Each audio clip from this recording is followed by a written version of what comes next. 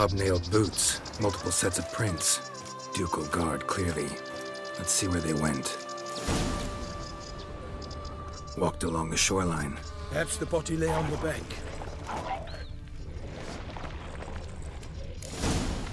Got guests. Careful. For the glory of the I shall make happy of you!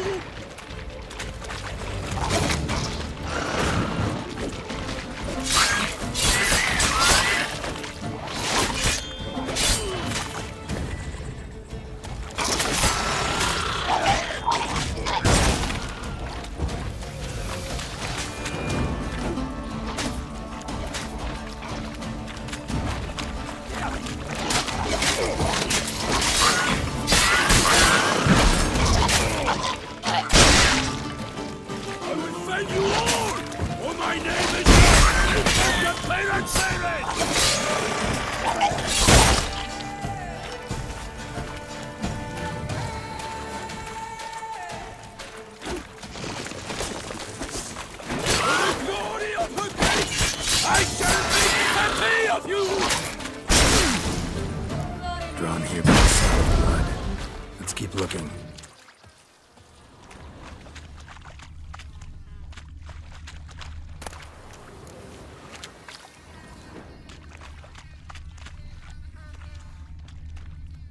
Anything taken by the current ends up in these shallows. Yes, the stench is fierce.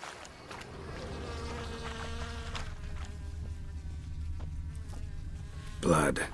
Guardsmen pulled these nets out of the water, then cut the mutilated body free. Gonna dive in, make sure they didn't miss anything.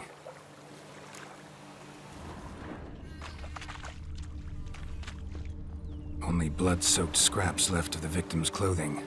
Good quality cloth. A wealthy victim, correct? Looks it.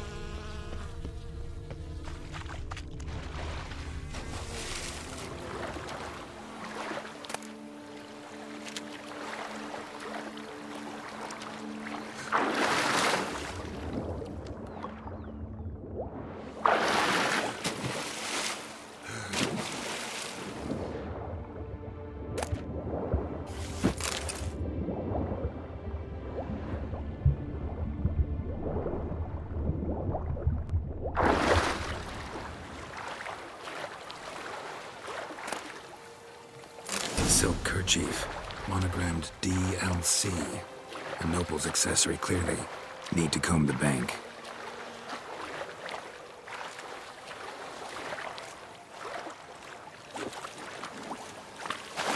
Blood. Guardsmen pulled these nets out of the water, then cut the mutilated body free. Notice anything interesting? Alas, nothing.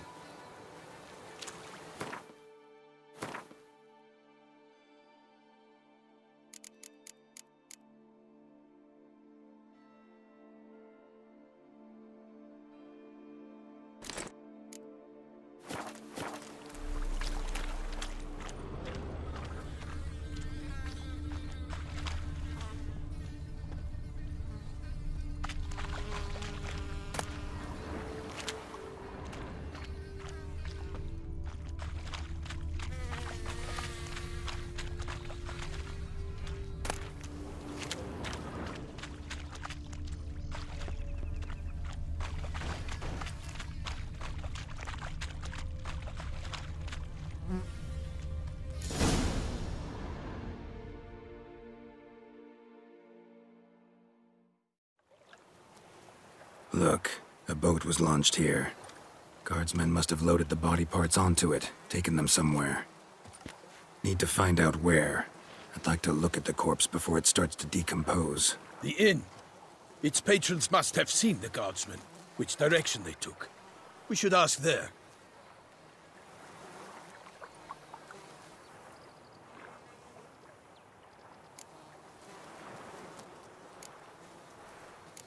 Seems we've got ourselves an audience. You think this surprising?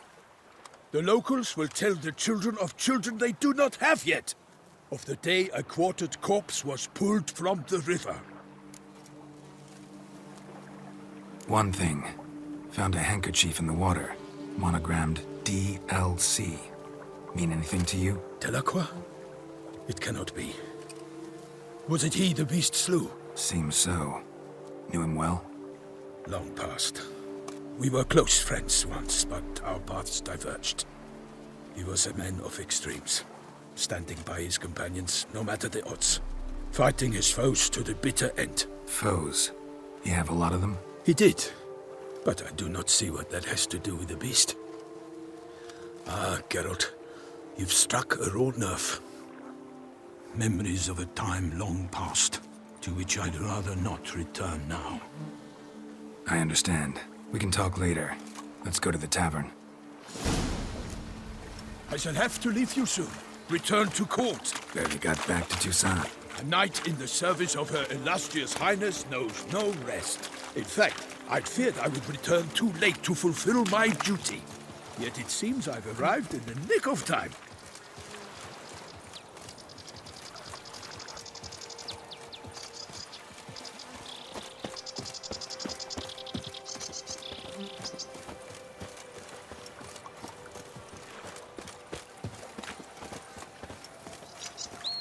Once you have finished examining the corpse, be sure to report to Anarietta. Anarietta? Her Grace, the Duchess. I forget myself at times. We address each other by our first names in private. Never in Pomrick's presence, however. He finds such familiarity offensive. All is in order! A watering hole for traders, smugglers, boatmen. But you will find no better crayfish chowder in all Toussaint. Killer from the north. What? With no lads brave enough? Horses the butcher, bravest is going to be the same old. That can't possibly be true.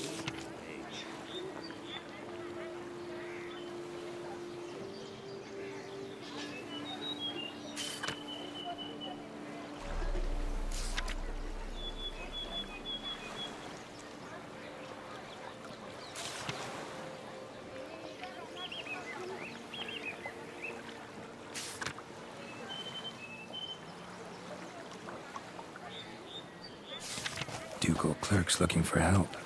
Could be good coin to be made.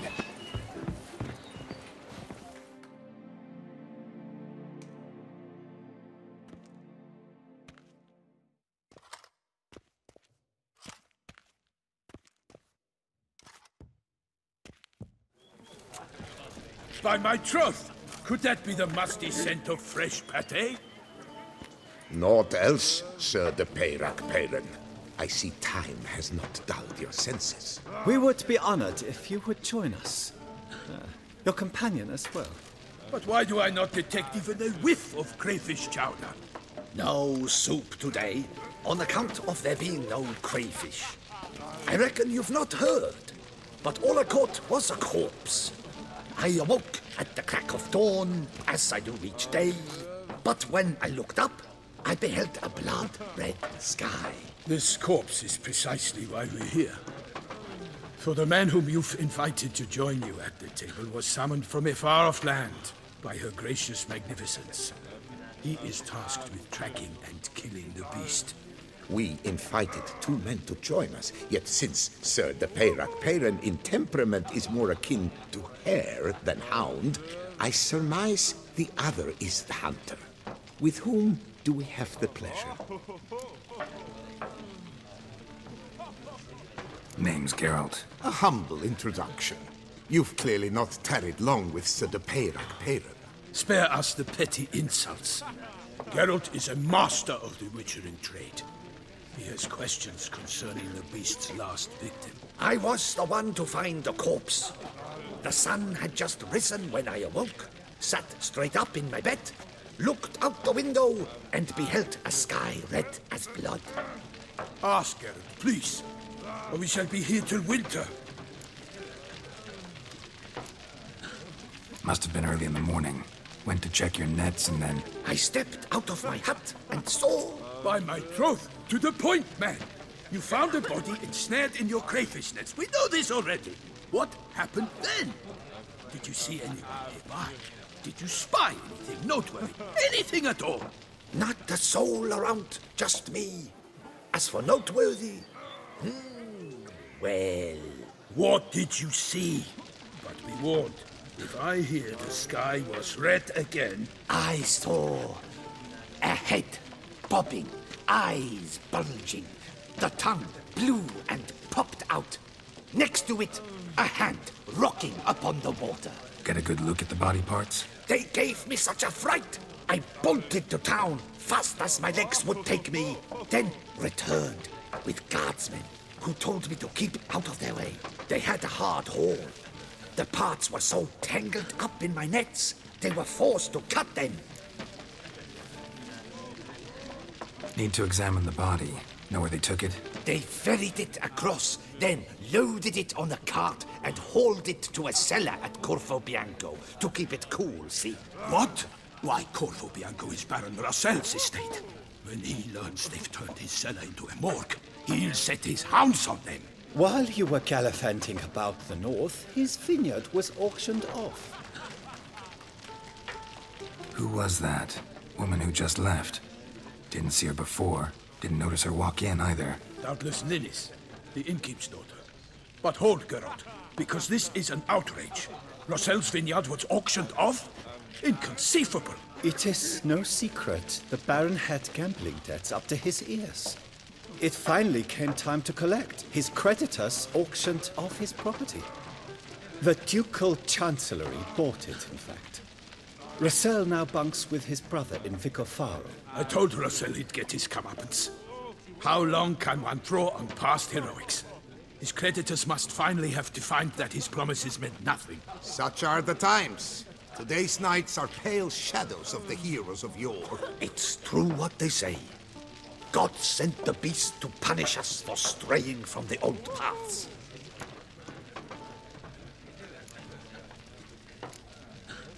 Thanks for the hospitality.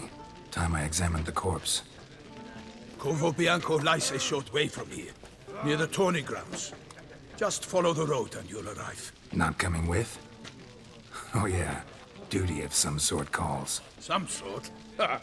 Her Grace bestowed a great honor on me, even before we departed for Velen. I'm to play the hare during this year's game in the Palace Gardens. When you see me in my costume, you will wet yourself laughing. A little tempted to ask a few questions, but it sounds like a long, complicated story. One involving lengthy digressions into local history and tradition. So, see you later, Milton, and good luck.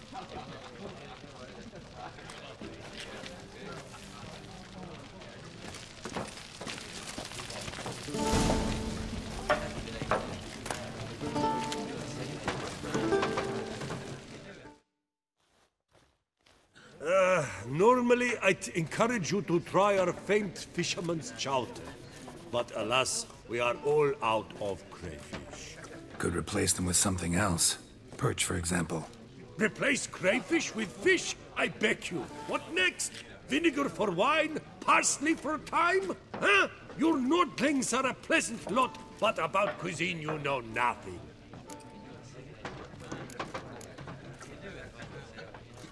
Got any gossip? Fishermen talking about anything interesting? Yes, about a Nordling who would replace crayfish with pike. Asked a serious question. And a tactless one. I do not eavesdrop on my clients, and I certainly don't repeat anything I chance to hear. Show me what you got in stock.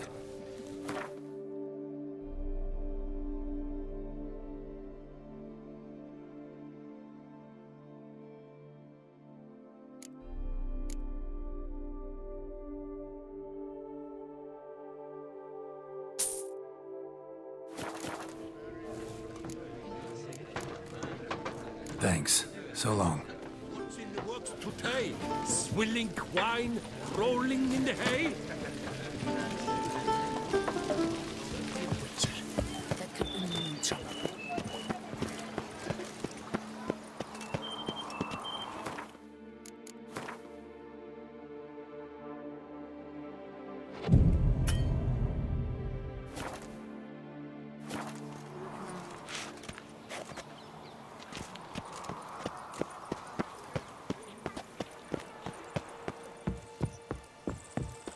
The guard brings peace to our domains. Flout its writ and rot in chains.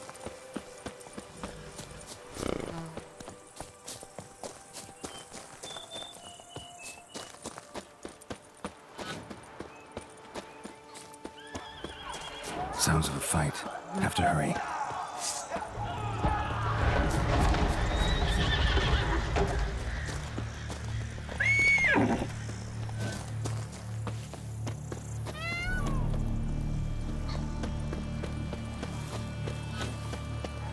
Damn it. Killer must still be here.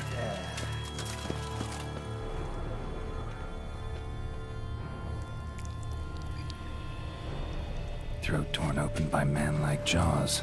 Man-like, except for long fangs.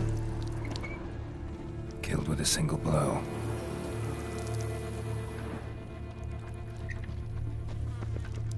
Woman from the inn was wearing this coat.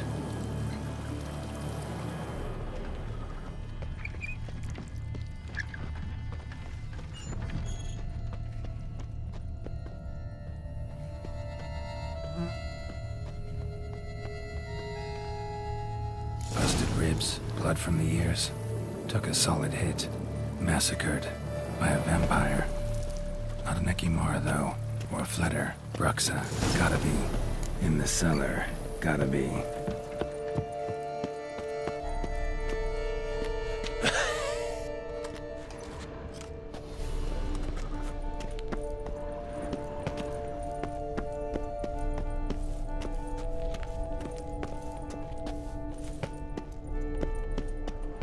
Footprints.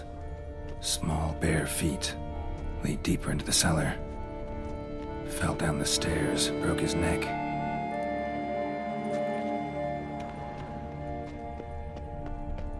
Hurled against the wall with great force.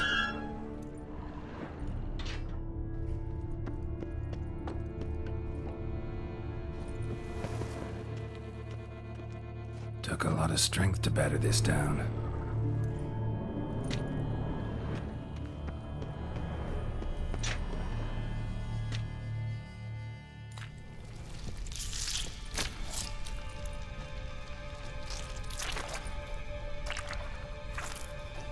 You. Saw you at the inn. I know what you are. Don't know why you killed these people, though. Clearly wasn't for their blood.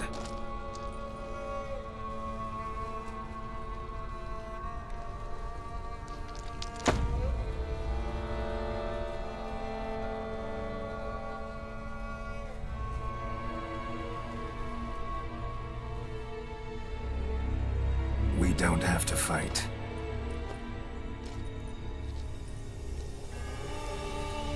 You are wrong.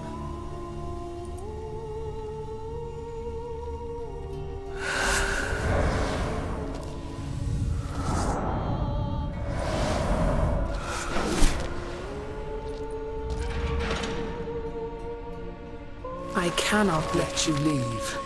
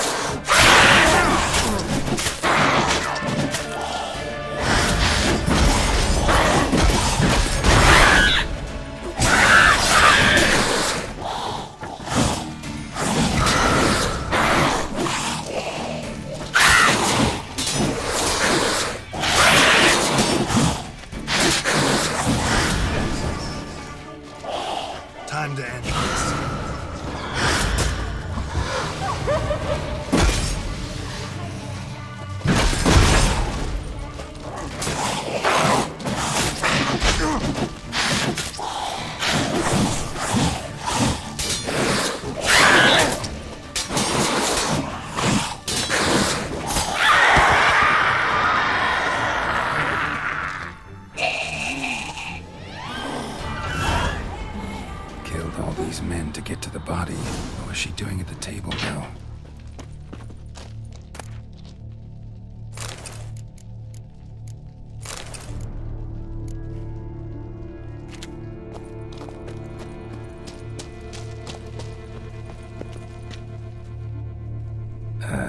Stinks. Waterlogged. Both hands amputated. Body was quartered just as I thought. Laid in water for some time. Head swollen, and something took a few bites out of it. Something in the throat. A pouch, bulging with coins. Nilfgaardian florins, from several different provinces. If the murderer did this, means we're dealing with a sentient thinking beast.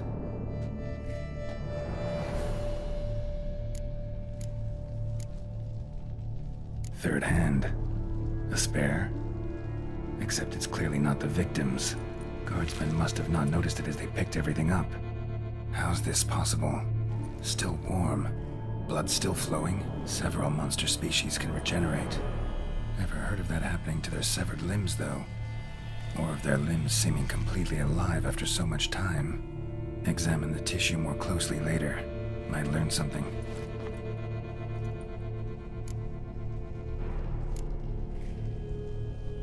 Body was chopped up after death. Blows struck with great force, but bones sliced through, not crushed. Creature that killed him had long claws, sharp as a witcher's blade. First sank its claws into the victim's heart. No Bruxa did this. So, murderer was clearly a monster, but not a Bruxa. But then why'd the Bruxa come here for the severed hand? And who does the hand belong to? Why the hell's it still warm? Now, pouch shoved down the victim's throat. What's the significance? And why was he chopped up into pieces? Lots of questions, no answers so far. Need to know about the other victims. I'll ask Palmerin to get me in to see the Duchess.